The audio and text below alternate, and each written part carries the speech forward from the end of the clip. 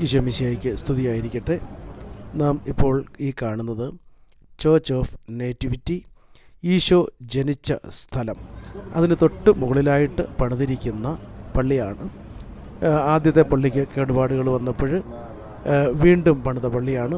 1500 വർഷത്തിലധികം പഴക്കമുള്ള പള്ളി. ഇതിനൊരു പ്രത്യേകത, എത്ര വലിയവരായാലും ഇത് വളരെ കുനിഞ്ഞു മാത്രമേ ഇതിൽ പ്രവേശിക്കാൻ പറ്റുള്ളൂ. ഒട്ടകം സൂചിക്കുഴിയിലൂടെ കിടക്കുന്നത് പോലെ സ്വയം എളിമപ്പെടുത്തി ദൈവത്തെ കാണുക എന്നുള്ളൊരു സന്ദേശമാണ് ഇതിലൂടെ നമുക്ക് ലഭിക്കുന്നത്. ഉള്ളിൽ പ്രവേശിച്ചാൽ വളരെ വിശാലമായ ദേവാലയമാണ്. അതാണ് ഇപ്പോൾ നാം കാണുന്നത്. ഈ കാണുന്ന ഈ ഓൾട്ടറിന് അതിനടിയിലാണ് ഈശോ ജനിച്ച ആ സ്പോട്ട്. ഇപ്പോൾ നാം കാണുന്ന ഈ സ്ഥലം, ഇവിടെയാണ് ഈശോ ജനിച്ചത്. ഈശോയുടെ കരസ്പർശമേറ്റ, ഈശോയുടെ പാദസ്പർശമേറ്റ സ്ഥലമാണ്. ഈ ഭൂമിയിലെ ഏറ്റവും അനുഗ്രഹിക്കപ്പെട്ട സ്ഥലമാണ് ഇപ്പോൾ നാം കാണുന്നത്. വളരെ സാവകാശം സമയമെടുത്ത് പ്രാർത്ഥിക്കാനും സമർപ്പിക്കാനും ഒക്കെ സാധിച്ചു. ഈശോ ജനിച്ചത് ഒരു ഭൂനിരപ്പിൽ നിന്ന് താഴെയുള്ള, അതായത് ഒരു അണ്ടർഗ്രൗണ്ട് എന്ന് വേണേൽ പറയാം, അങ്ങനെയുള്ളൊരു ഗുഹയിലാണ്. ആ ഗുഹയാണ് നമ്മൾ ഈ കാണുന്നത്. ഇപ്പോഴങ്ങോട്ട് ഇറങ്ങിപ്പോകാൻ സ്റ്റേഴ്സൊക്കെ ഉണ്ട്. അന്ന് ഈ അണ്ടർഗ്രൗണ്ടിലുള്ള ഈ കാലിത്തൊഴുത്തിലാണ് ഈശോ ജനിച്ചത്. അതൊരു പഴയ ഒരു ഗുഹയാണ്. ഇപ്പോഴും അതുപോലെ തന്നെ നമുക്കത് കാണാൻ സാധിക്കും. അവിടെ ഈശോ ജനിച്ച സ്ഥലം, അതിൻ്റെ തൊട്ട് ഈശോ ജനിച്ച സ്ഥലമാണ് ഇപ്പോൾ നമ്മൾ കാണുന്നത്. ഈ സ്പോട്ടിലാണ്. അതിൻ്റെ വലത് വശത്തായിട്ട് നമ്മൾ കാണുന്നത് ഈശോയെ പുൽത്തൊട്ടിയിൽ കിടത്തി, പഴംതുണിയിൽ പൊതിഞ്ഞ് പുൽത്തൊട്ടിയിൽ കിടത്തി. ആ പുൽത്തൊട്ടിയുടെ ഭാഗമാണ് ഇപ്പം നമ്മൾ കാണുന്നത് വലത്ത് സൈഡിൽ.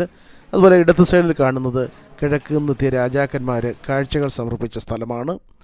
അവിടെയെല്ലാം കുമ്പിട്ട് സമയമെടുത്ത് പ്രാർത്ഥിക്കാനുള്ള അനുഗ്രഹം. That is the manger where he was laid. Yeah. And this is the cave, 2000 years old. And this is the altar of the three kings when they came with their own gifts: gold, frankincense, and myrrh. Do you know the name of the three wise men? Caspar, Melchior, Balthazar. Yeah, that is the manger and the cave, and this is the birthplace right here. I have the birthplace.